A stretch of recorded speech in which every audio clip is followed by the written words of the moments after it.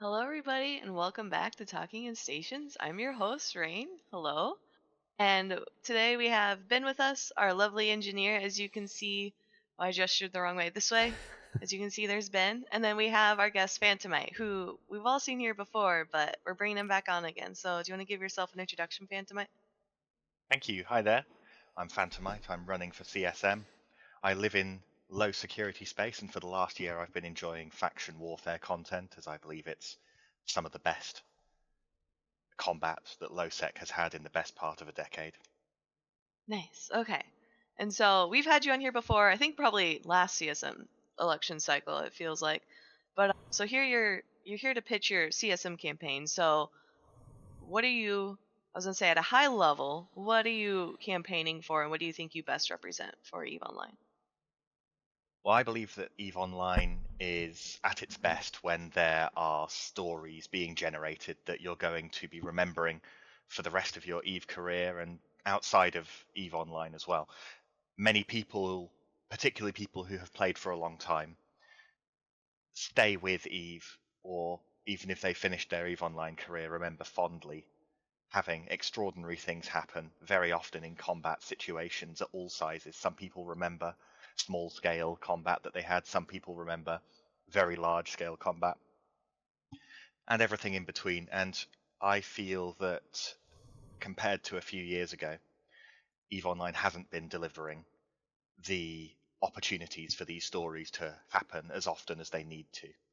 So my campaign is focused on a PvP first attitude to the development of EVE Online and looking at areas that can be changed to bring us back to what used to be. Alrighty. No, that makes sense. So I'm thinking from your history, you've been on CSM before. Was that CSM? Oh God, 16, 15 15? CSM Okay. 15, yeah. Yes. I Okay. have been So a I'm so member of bad. the CSM. Tell you what, on CSM 15, I was very pleasantly surprised at the opportunities available for a CSM member to be capable of creating actual useful change in this game. A lot of people think that people on the CSM are capable of nothing at all, or are only capable of having an opinion on what CCP has decided the roadmap is. That's not true. Of course, being on the CSM, I couldn't get every single thing that I ever wanted in the world done. it's it's difficult, it's detailed, it requires a lot of work, but it is possible to make significant change, even if it's not on CCP's roadmap, and it's what I'm looking to do again. So curious then, if you've already been on CSM, do you think you have made progress with CCP, or is this kind of like you did it once, now you're trying again? Like, what? At what point are you just, hey, I'm either making changes or I'm not? Sorry, that the first half of that question broke up. I don't know if it Oh was yeah, me yeah. or Okay. something else. Man, and I have to think of how I phrase that again. Okay. So you being on CSM before, what have you been able to actually see the fact that you've made changes, or is this one of those where you attempted to make changes and now you're coming back around? Like, I'm trying to see it from the perspective of a voter Hmm. who's saying, okay, this guy's already been on CSM. How do I know that he's A, is he actually doing something, or B, is this just like, kind of like that cliche saying, everyone, oh, it's a free trip to Iceland, etc. Like, what can you share that you're actually making a change with CCP? What I'll say is that it's a mixture of both. There were things that I was able to change within that term, and there were things that still take time, still takes more reasoning, more pressure on it. Among the things that I had significant influence over were the Citadel combat changes that occurred in the following year afterwards. Half of what arrived was about half of the things that I had strongly campaigned for to CCP during my time on the CSM. Um, there are plenty more aspects that I want to change about various structures that I'm sure that we'll get into at some stage. There are some items as well that I believe were basically entirely just me. There were some items that various fellow CSMs or people, other players out in the game, told me not to bother attempting to change. But I don't take that. If something needs changing, I'm going to campaign and reason for it to be changed. And one of these items was multiple clones in single citadels, which was later expanded to NPC stations as well. It's a huge quality of life change. It's a huge ability for being nomadic in the game, to be able to store them all in one station. And it cut down on a lot of citadel spam as well, this need for a single citadel for each clone, and it's something that I want to continue. Yeah, and I actually really like that change. Yeah, I just Um, need to bring that into super so that you can be really nomadic and just got your whole moving citadel with you and just like project from all around. That would be like more of a real nomadic lifestyle. like You literally see, living out of your there's a ship. yeah, there's a lot of things that have some just around nomadic PvP lifestyles where there's plenty of room for more positive change in that. We're in a situation now where no matter which group you're with, large or small, the prospect of moving is so much effort that it simply is often easier to not move to where there is a good opportunity for having more fun in the game. It's better to just stick around where the opportunity isn't as good, and it would be nice if that returned. One thing that I'd really like to push for, and remember, this is, it's worth pushing for, even if it's a complex or difficult ask. It doesn't mean it's not something that shouldn't be asked for. I would love to see a new industrial ship for the purpose of mass moving clones. As an example, some kind of fresh DST that you can grab 6 of your clones, put them in, and then implant those 6 clones into another station or citadel somewhere. That would rock. That And, sounds amazing it would until be you think great. It would be about, horrible to code. well, or getting ganked. Like you're like, oh yeah, just me and my like 20 billion of clones, and then you just like jump into a gate camp. That would be hilarious. And you Yep, like you yep, make so yep. that they can drop implants. That We would got be cool. Yeah. we got somebody in the chat here saying T2 bowhead with clone bay. The bowhead. Anybody? Either of you guys flown a bowhead Oh before? yeah, yeah, yeah. Like for it, like Yeah. I've did a few moving with bowheads. They are just awesome. Mm, they're incredible. I've uh, very few people use a bowhead. I think it's a great ship. I think it could do with some buffs to its capacity, though. I mean, by its very nature, this ship is taking gates to move between systems. It's a huge amount of risk. It's slow. It's fat. Um, But you can do I would the like to see micro some warp drive buffs. trick with it. Well, you can, but you can't cloak with it. So you're still 10 seconds Mm, on your warp, which is a huge amount of time, especially with a signature that big. Even a battleship would be able to point you in that thing, yeah. not just something for an interceptor or a hick to catch. I would very much like to see the bowhead's capacity buffed to assist with a nomadic lifestyle, and then I would also like to see a jump bowhead with a smaller capacity. I think that would be absolutely awesome. Even if the bowhead only had the same capacity as a carrier or a dreadnought, 1 million meters, the fact that it would be an industrial ship with lower fatigue would be a huge bonus to a nomadic lifestyle. So we're talking a lot of hypotheticals. I know at the Mm, start I asked you for like a high level overview of what you campaign for. And I mm. kind of want to break that down. Like what does that actually look like in terms of like if I'm a player, I'm not that smart. I don't know everything. Well, in terms of like it changes that I could see in the game or would want to see in the game. What does that look like? Faction Warfare has provided an incredible template for blending PvE and PvP. It is essentially plentiful PvP where you earn money for doing it. Even if you don't get a fight, you've earned some money while trying to get a fight. And this has shown that essentially when there is something to gain, and when there's something to gain, loyalty points or money, and when there is something at stake, your territory, people are much more willing to fight and expend ships on it. And it's not necessarily the acceleration gates and dead space, which is key to that. It is the gain from PvP and there being something at stake to lose with the territory that causes PvP. If we saw things to gain from PvP and something notably at stake territorially in nullsec, then we could see the advent of far more vicious, more frequent, and hopefully more realistic to accomplish wars as well. And one of the main things that I feel is holding us back from that is the way that Ansiblex gates allow projection at the moment, and the lack of something that we had before 2016, which is passive moons. I don't necessarily want to turn the moons back to passive, but we need something again that is anchor a structure.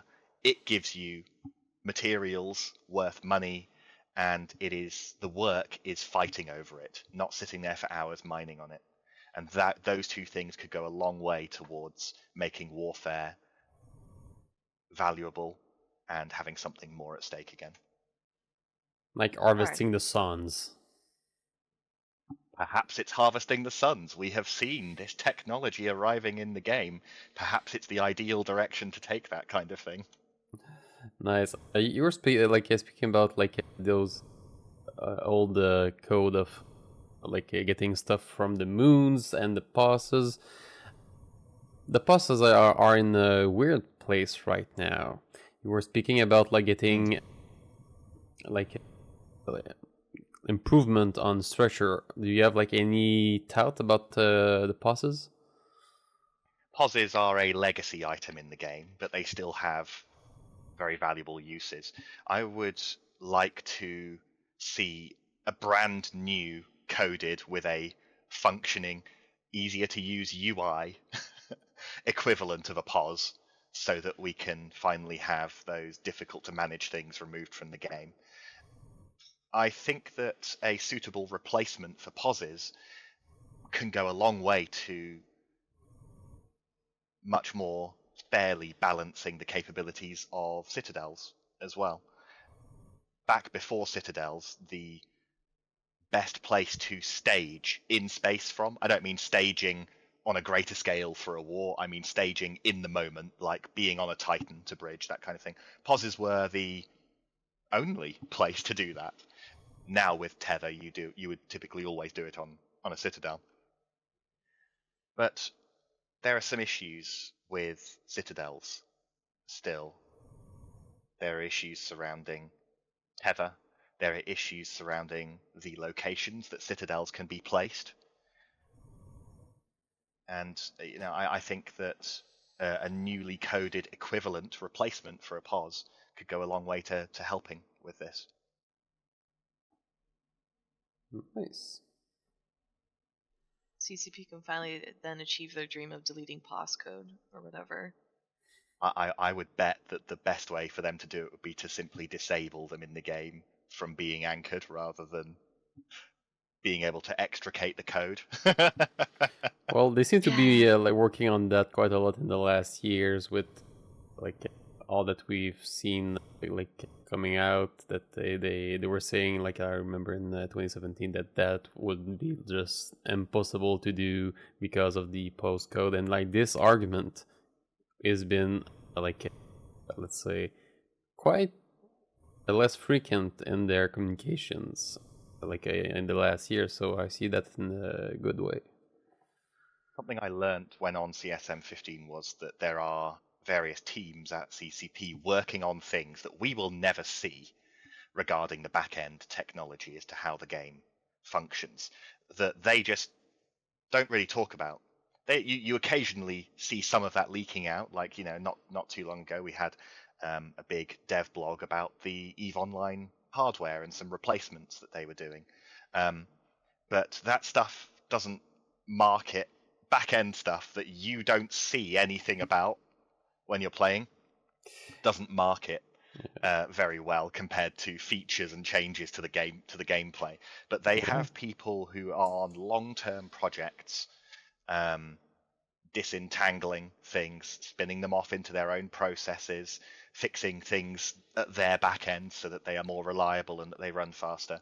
And I genuinely think that is an area in particular to call out who deserves a little bit of praise that they might not normally get. Yeah, I like at the like Eve Toronto in 2019. Like I actually had the chance to take a few beers with one of those devs that he was responsible for what he called the box one, which is like the more centric section of all the codes into which like all the other, like he called them boxes, like were implemented. So it was quite an interesting talk.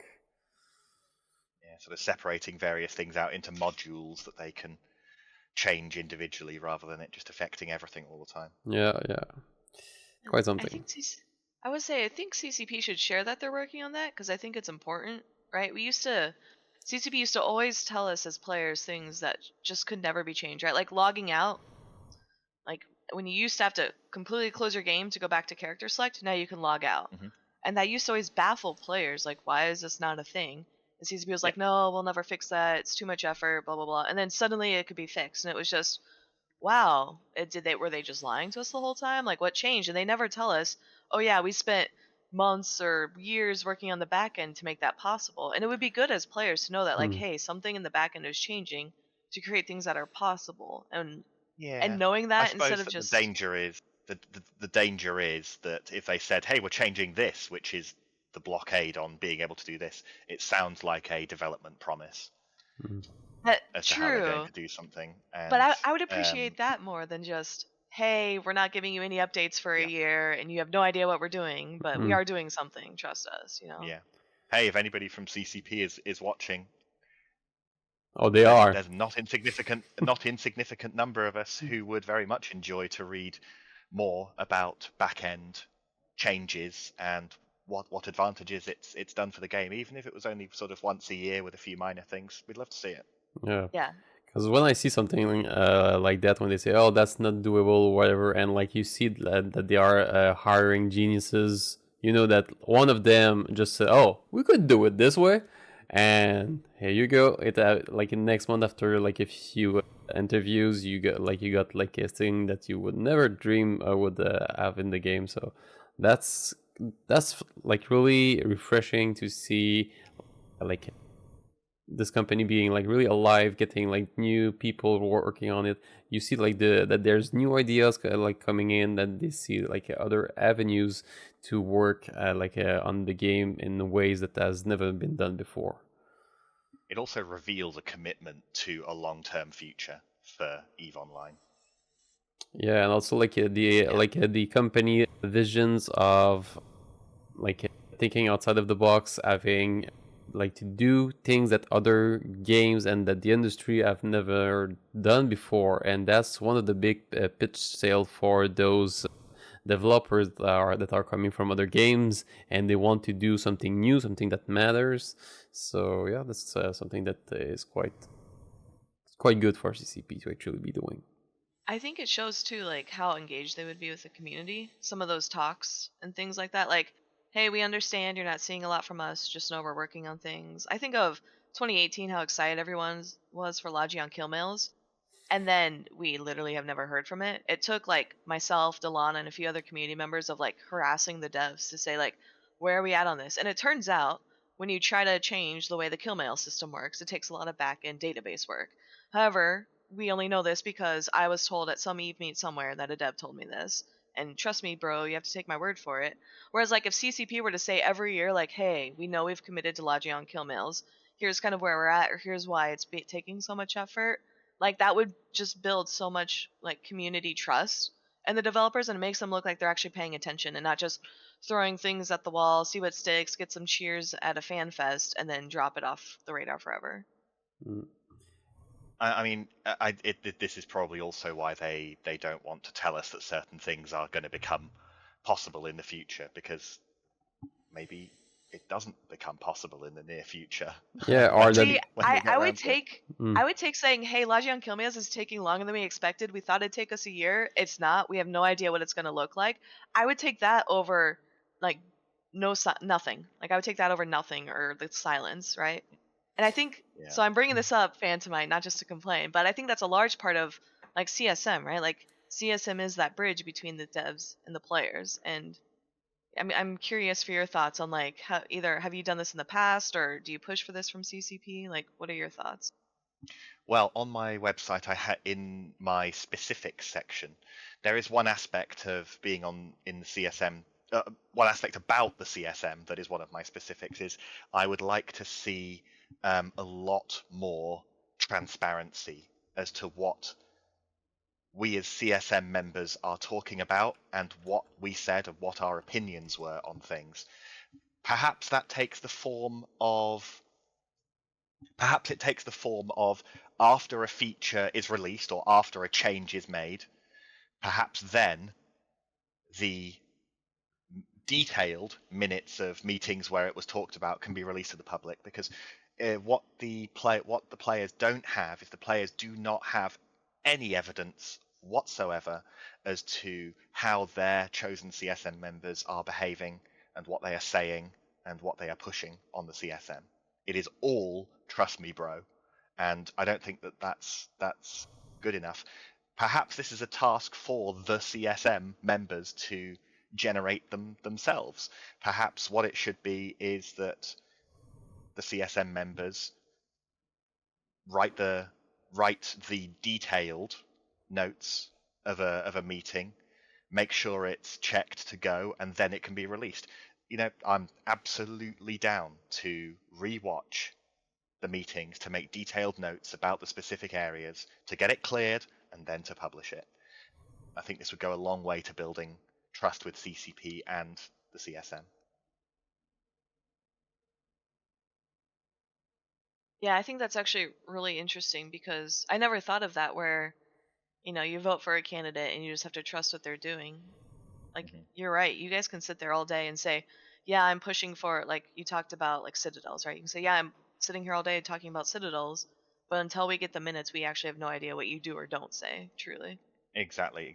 I mean, in a perfect world, I would like the meeting videos to be released. I know that a meeting will contain multiple subjects, some of which may still be yet to be things that are released to the public, but it would also show the players the development process. It would show people how a proposal changed over time before release, and that would also be a brilliant thing to show the players who was for or against certain things, because I don't personally feel that it is an environment that encourages a whole lot of honesty. Yeah. I feel like that's really good perfect world, but it would be near impossible to get people on board with. Yeah, that's why I wind it back to detailed, cleared minutes. Yeah, and I mean, I'm just thinking from the perspective. I think it would help CCP too. Like Yeah. I know I can be very vocal against CCP, but like once I learn more and they tell me things, I'm like, "Oh, okay, that makes sense." But maybe I'm just like, I don't know, maybe I'm a rational human being, I guess.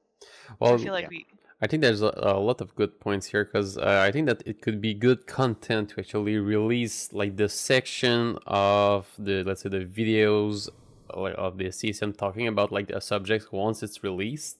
So that way a CSM member know what they can actually talk about. It's really precise and everyone got the same information. But also it gives like an accountability to those CSM member, like if they're just sitting there and not doing anything, well, it's gonna be showing on camera. It's not like oh, a CSM member in those minutes said something, not no precision or whatever. Because one of the things that people dislike is getting someone like in one of those plays and like in no other maybe like on the CSM or other political places and not having the result that they were hoping for. And yeah, like I think that's just like a basic stuff of like being able to give back to the people that put you there in the first place.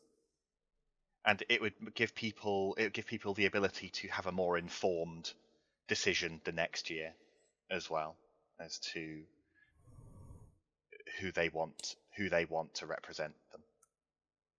Yep. Yeah, for sure. So I'm curious, we're talking a lot about other CSM members. I think we have a lot of candidates running this year, a lot of really good candidates. And I always like I asking believe this it's question. 49. Yeah.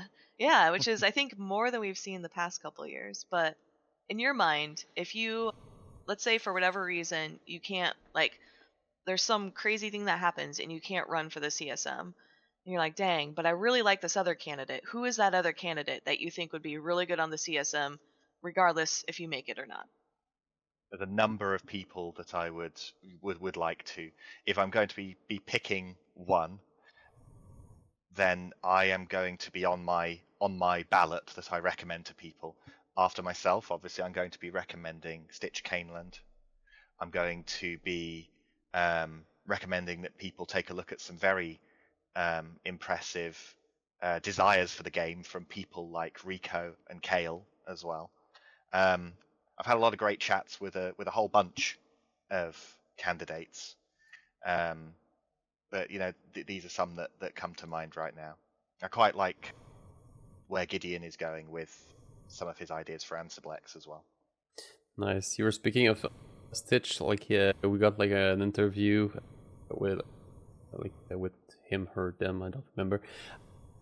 Just like soon after the this show on my channel, the Canuck Capsuleers Chronicles, we got like 1 hour dedicated to the platform. So if you want to get more details about this candidate, that's the place that you want to be. Do you want to link that and post the time in chat? Yeah, sure. It's not happening immediately after this. So no, I got time to eat. Oh. Okay. Dang, dude. Yeah, I'm always curious what. I mean, like CSM is really. I want to say cutthroat, but that makes it sound so dramatic in the game of Eve. Because I mean, really, at the end of the day, yeah, you are campaigning for yourself, but you still have to get along with what used to be 9 other people, now 11 other people, to make CSM truly work. Yeah, and it's important that people realize that in an ideal world, hopefully, because currently there's no transparency of how the meetings go down, what you want candidates who are going to debate in a logical manner rather than strutting around and taking a dump on the entire argument. What you also you also got to realize that campaigning and being on the CSM are two very different things. One aspect is by its very nature highly competitive. You've got to prove to people that you are the right person to be chosen. And when it's on the actual CSM in the various meetings and the discussions, it's not competitive in the same manner. It is about presenting measured responses and reasoning about things. So essentially the campaign period almost demands of independents that they, for lack of a better phrase, fight for recognition and votes to prove that they are capable of doing this. Yeah, for sure. And we do have a question in chat from Keo Ryan. Has there ever been any, quote, drama between CSM members? Of course, yeah, over the years, before my time, during my time, and after my time on the CSM, there's been plenty of that. Anything that occurred during CSM meetings is under actual NDA, even if it's between CSM meetings. So there's not really going to be a satisfying answer. I know that the question really begs for juicy details of something, but it's not possible there's until no about big 7 years after. There's no big nullsec war that could have started there, right? couldn't possibly say. Awesome. There's also the thought of, so someone in chat, it looks like you have a fan. He says, I don't mind most of what Phantomite won, so I disagree with his thoughts on ANSYs. And I don't know if you saw me smile when he said Ansiblexes, because I've been watching the CSM channel in the official Discord, and Yep. there's every time it feels like clockwork. Every 48 hours, someone brings up Ansiblexes, and everyone rehashes their arguments. Is that was that like It a hot topic on CSM, or is that what you plan to bring a hot topic? it is my number one biggest piece of a 1,000-piece puzzle for EVE Online of the past, maybe coming up to 3 years. It wasn't the biggest piece of the puzzle for me on CSM15, but it is now. It is now. I believe that the projection ability of Ansiblex is the biggest impediment to more realistic, more achievable warfare at large and small scales in EVE Online right now. And to be clear, I don't want Ansiblex gone from the game. I just want their role pared down a little. I don't think it is appropriate. There are aspects of Ansiblex that affect all sizes of gameplay. But the biggest one is that Ansiblex essentially allows very large groups to stack their entire membership in one central headquarters system, and also for that full force to be able to be at the edge of a very vast empire within 5 to 15 minutes, depending on how far away it is. And I don't think that that is appropriate. I feel that that is having your cake and eating it. I feel that it would be far more appropriate if you wanted instant response times to the edge of your empire, you should bring your borders in so that you can get to them faster, or you should go and base there at the edge of your empire. I think that that would be a far more healthy state for the game. Having guards on the gate, like not in the castle. Exactly, on the borders of your kingdom. Yeah, it makes a lot of sense. There's a lot of common, and I've been doing this for several years now. There's a lot of common attempt to imply that that is not fundamentally true in terms of what would be better for the game. There is the argument, oh, but then we're really far away from our enemies. Go to the enemies. Go and live near your enemies if you want to essentially be at full force near your enemies. Or, perhaps maintaining a list of blues or non-invasion pacts to the people who are your immediate neighbors is you shooting yourself in the foot regarding content. Some people say, oh no, the issue is that we could solve this by making the Ansplex gates open to everybody so that anybody can use them. No, that is not solved. That is very deliberately not solving the projection. It is the projection here that is the problem. All right, so follow up to that. So earlier you had mentioned you live in faction warfare, but as I know, Ansiblexes are nullsec. So They are, yes. I'm curious for your thoughts on why you feel so strong about Ansiblexes if you technically don't live in the space they're used. It's multifaceted as to why this is the case. I would love to do combat and various scales of warfare in nullsec. However, the reason that I don't do that is because of the sheer size and the ability to project that whole size of very large groups. I was on another show where somebody's fight back against my idea. They said, if you nerf the projection ability of Ansiblexes, then all we'll do is we'll spread ourselves around and send different combat groups to live in different areas. And I said, yes. Well, that's just agreeing with me. That would be a far healthier place to get more fights. We also, in LowSec, we have territorial war essentially at stake. If in faction warfare, if somebody takes our space and pushes the borders back, we lose access to where we live. And it is brilliant for creating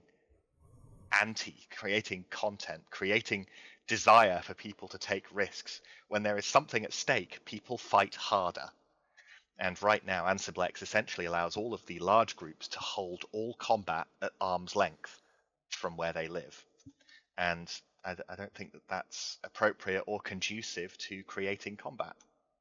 But like with those factional warfare border and non-access to some of the structure, most people just contract to their alts, and if they really need like ships, they will just keep moving them in a one another. Is like, do you think it's fair, like to like keep that as the initial idea of make it matter to close like a system? Because we know like those border are moving a lot. I mean, if the issue is that, you know, somebody will just use an alt, like let's imagine a world where Fraternity invades and takes space where people were storing their stuff from PanFam. I I don't I mean, people will just sign up with the other side to get their stuff, right? Or yes, like you say, they'll use an alt to do it. It's still a huge kick in the teeth to your ability to use your assets if you have to now go and spend time extracting it through various other methods. If the issue is, oh, I've got too much stuff for that to be practical, then you've got too much stuff. Maybe the game shouldn't be built to cater to you having 50 battleships for your personal use in your hangar. This is ties into me wanting nomadic lifestyles to be improved. I mean, if we had a jump bowhead, if we had a clone moving ship in the game, then these tools would allow you to more realistically extract when you thought, that's it, I'm going to lose as well. So this gives plenty of opportunities to pull back as well if you're losing. Yeah, and like what I like about the nomadic lifestyle and like the, let's say, the dream of it, if it's if we could have it on different scales, so that like a smaller group that are more like into like being like really fast could have small, medium scale like ships to be able to do their stuff around. We've seen like in the past month, more into the lore section, the Min Matar like working with the Caldari to do those forge, like a mobile forge thingy that we never heard of, like after that. Maybe that would be something of interest for people that would like to like have a nomadic lifestyle, let's say both in wormhole and in nullsec space, so that they can go like I don't know, like do some time in the shattered wormholes or in other places. I'm not sure I understand the question, sorry. So yeah, like what do you think about like if we're like let's say dreaming about this nomadic lifestyle? Should it all be large and X large size ships, or like are we like more diverse in the I accessibility to this lifestyle? I'm in a what I would describe as a medium-sized group in faction warfare. However, when we were just a corporation rather than a corporation as part of a larger alliance, we had no trouble using big, fat, heavy, slow ships to move our stuff from even sort of like 3 mids away when we wanted to change war zones. I don't think that it's. I mean, if the suggestion is, what about if we're talking about one of these ideas, what about a clone moving ship, but it's really fast to move, then I don't see it as being impossible for small groups to use, for example, a jump bowhead or a clone moving DST. I don't see it as being difficult for them to use any more than it is for any other group. Okay. So there was a follow-up to your question or your comments in chat, Phantomite. So Reknar's asking, why do you think null needs to be like low sec then? Because you were talking about Yeah. how you like low sec and how you want to fight in low sec and applying that to null. So the aspects that I am not trying to push on nullsec are not like faction warfare complexes and LP and shooting NPCs to push the territorial map. The aspects that I think that would hugely benefit nullsec are the Vega higher level concepts, such as very real possibility of borders changing and you losing your access. Aspects of PvP as a profession that earns you money. In nullsec, this would take the form of what we lost when passive moons went away. It's not in any way that I want there to be gate guns shooting people who do illegal things, or that I want there to be dead space complexes that people have to run, things like that. It's the higher level concepts of it being realistic for borders to be pushed. It's realistic to lose access to things if you don't fight for it, and that you can earn money, or at least the alliances can earn money from fleet PvP by having things worth capturing and keeping and worth attacking to take. Yeah, I gotcha. I think Ben is eating. Sorry. What are you eating, Ben? Sorry. Yeah, so it's a bit weird to describe. In French, we call that morue. I don't know what's the translation for that fish. But basically, like, quite the nice thing here. That So, looks nice. That looks lovely. oh, it is. It is. Like, my wife is just Yeah, wonderful. So, yeah, like, fish, tomatoes. Like I got the olive tomato. What else? Like a few beans and yeah, pasta. It's awesome. perfect. We've got a second follow-up from Reknar here. He says it's fair enough to that higher level concept that we're looking at here. Why not add those types of things first and then adjust ANSIs as needed? They are connected, but they are two different things. It is the projection and the ability to move your entire force over vast distances very quickly, and it is reasons to fight over things. Ansiblex in their current form would actually harm any mechanics to push borders, because it would give the defenders an unimaginably huge advantage in terms of mobility, rather than just a small advantage in terms of mobility. I think that Ansiblex should be in a place where they are useful for cutting the corners off of routes rather than being the route. So Killfast, I don't know if Killfast is just making a statement or like trying to ask a question. He goes, "It's realistic for large alliances working together. It is realistic for wars to be fought where the major players don't stand to lose ground." So by him saying it is, I assume it's a statement. It is realistic for large work together. It is realistic for wars to Yeah, I'm not fight sure if he's where the trying to major counter you. That's what I don't was trying to stand think. to lose ground. I mean, as it is right now, Ansiblex essentially is a friendly only road to defend vast amounts of territory, vast distances away, and I don't think that's appropriate. Yeah, I gotcha. And so you talk a lot also in your specifics. Are there any other, like, I know we talked a little bit about ansiplexes, nullsec, kind of your higher Hmm. level stuff. Is there anything else you wanted to touch on that you think is really relevant?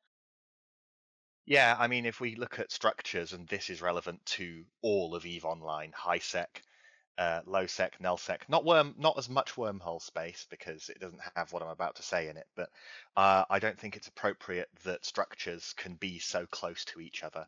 I don't think it's appropriate that things like Ansiblex gates and citadels can be as close as 1,000 kilometers off of a Stargate. I feel that that is far too greater amount of instant control over one of the last places on Eve where impromptu, non-consensual interdiction PvP can occur. I think that these things should be a lot further from the gate. They shouldn't even realistically be within a range that could be considered on grid, because essentially, for instance, having a citadel on the gate allows you to respond to action on the gate within about 10 seconds, because obviously you would always anchor your citadel aligned to the gate so that you could undock, which is very fast with a citadel, right click, warp, and you've landed on the fight to defend whatever is going on there.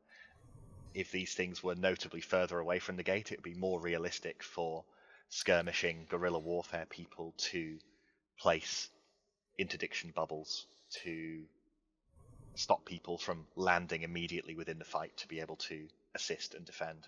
Well, with that's gonna be like quite harder to get keep star down. You won't be able to like Skynet with your supers and like anything like that. So don't you Yeah. fear that is just gonna become like a keep star online? Well, this is where a number of other changes come in. This is a branching subject massively. One of the branches here touches back upon the role of tether and the role of what a new replacement POS would be able to offer. It ability to touches upon the ability to have that many keep stars in one place. If you start talking about any kind of limits on how many keep stars that you can have, then it starts to have problems of, well, how do you invade? Because you typically, if it was one super large group attacking another super large group, they both need a keep star to assault each other's keep stars, even if they're just in neighboring systems, not necessarily on the same grid. Just because a problem is hard to deal with grandfathered structures doesn't mean that it's inappropriate to start addressing it. It's like, the best time to plant a tree is 10 years ago. The second best time to plant a tree is right now. Let's do it now, even if it takes years to start making an impact so that we don't live with these problems forever. There are also plenty of potential solutions to grandfathered structures as well. They could simply, how many keep stars are there in the game? A few hundred, right? Something like that. There are plenty of solutions, such as manually having CCP move these structures back at a certain date to the correct distance, still aligned in the same direction. There are ideas floating around about slowly over time exponentially increasing the fuel usage of these structures. There are timers that could be set. You could say, right, you've got a year to rejig where you have your keep stars. Do what you want with them, but in a year, anything in an illegal position is going to blow up.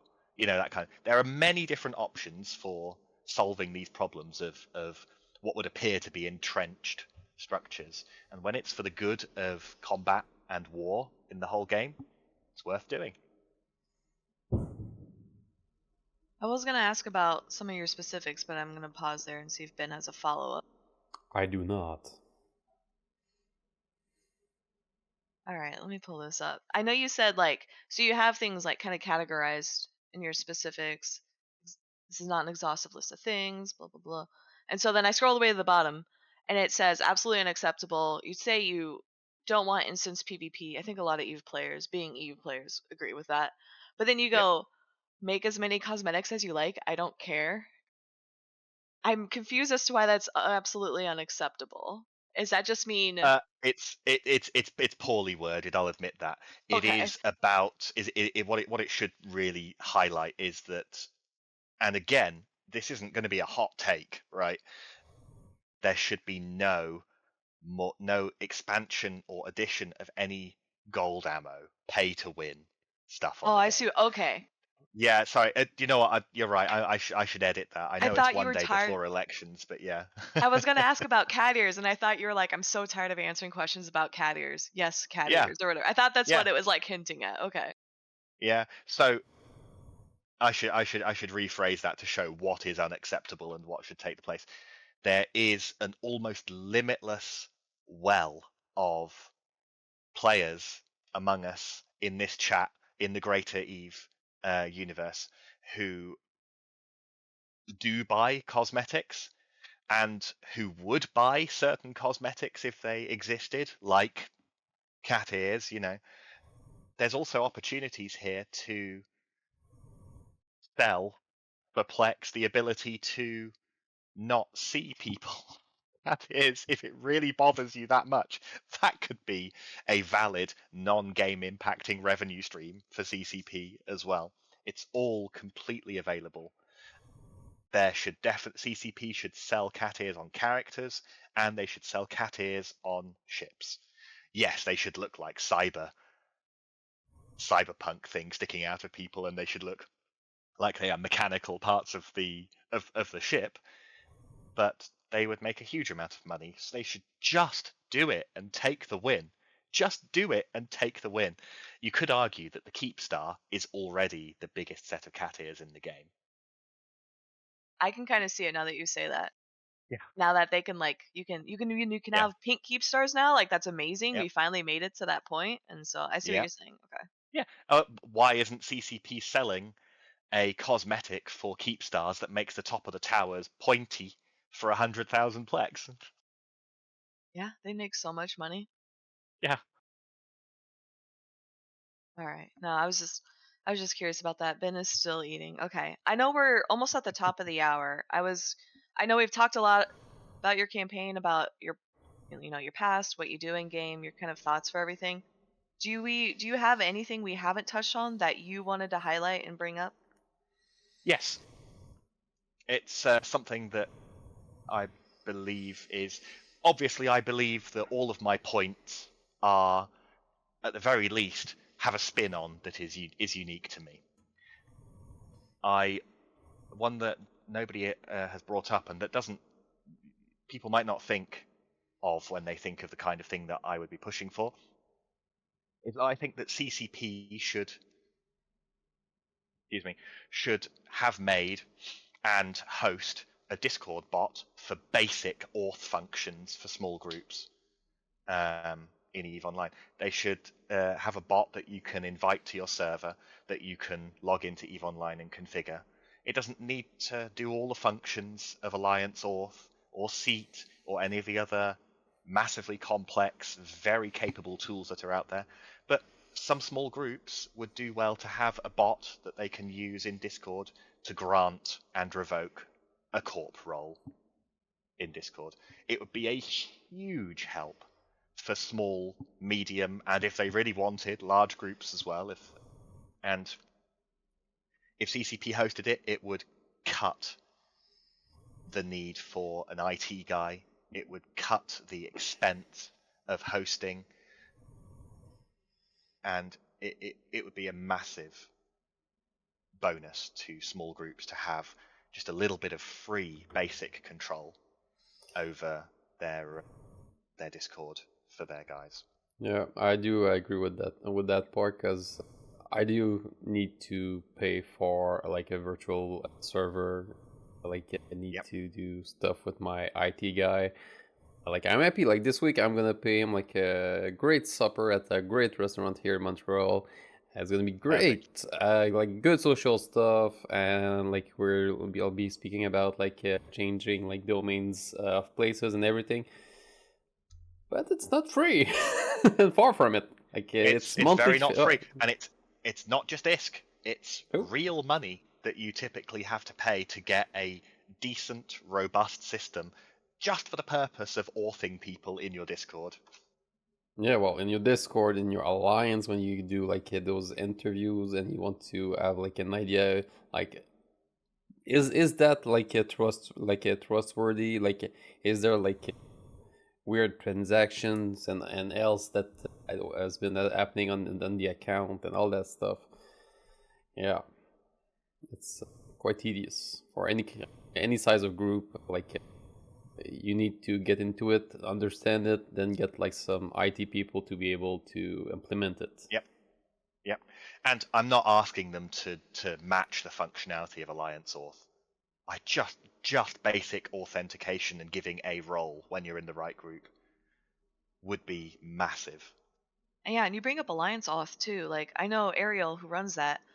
He's also a CCP partner. Like he spends so much time and energy. So when you're talking about, hey, all these groups need this, and you're actually spending real life money, like that's Ariel. Like Ariel, I remember like watching him Yep, talk about how many hours he spends a week or how much time he works. Also, my cat says hello. But yeah, it's like that. You're right. Like you have to find you either have to do it all yourself, or you have to find someone you trust to do it for you, or you have yep. to, yeah.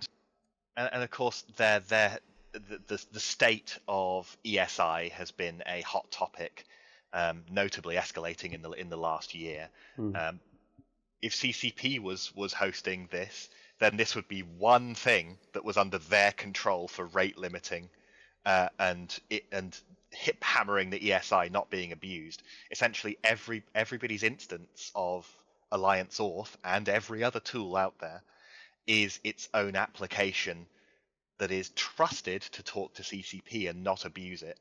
And CCP has complained about abuse of ESI for various things, like just down to the public info.